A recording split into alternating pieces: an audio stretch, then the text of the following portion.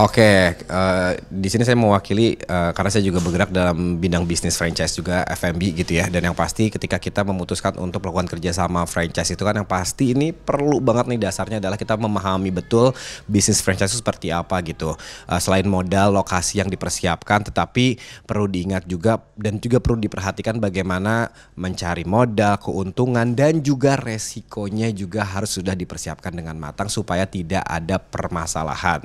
Apalagi legalitas juga perlu diperhatikan juga gitu. Jadi jangan sampai nanti di tengah jalan karena yang namanya untung rugi, happy tidak happy itu hal yang biasa. Tapi ketika kita menemukan suatu masalah, semoga ketemu titik temunya. Kalau prosedurnya sendiri kan Maaf. Diedit kan. Oke. Kakak memahami nggak sih kayak prosedurnya tuh seharusnya seperti apa? Mungkin terkait keterbukaan, rekening dan lain-lain gitu seperti apa? Oh iya, faktor keterbukaan dan juga transparansi itu harus dilakukan juga gitu ya, karena bagaimanapun juga kan ada pihak pertama, pihak kedua gitu.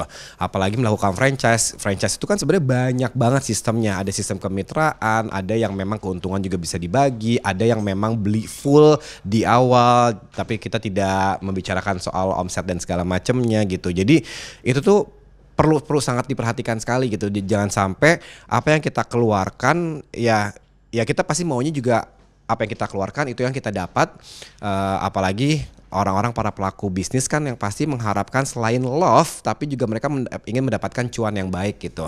Nah ketika sudah berbicara soal cuan, sudah mulai hitung-hitungan keuntungan, nah itu udah mulai teliti tuh. Kalau misalnya keuntungan ya syukur alhamdulillah, tapi kalau misalnya sudah membicarakan soal kerugian, kok ada yang ini, kok ada yang salah, kok tidak transparan, kok kayaknya pendanaan kayaknya ada pertanyaan-pertanyaan kecil yang akhirnya ditumpuk-tumpuk menjadi besar, dan disitulah ketakutannya akhirnya menjadi suatu masalah. Apalagi bisnis franchise itu adalah bisnis yang besar, kerjasama yang besar, harus tetap kompak, dimulai dari yang punya franchise-nya dan juga mitranya.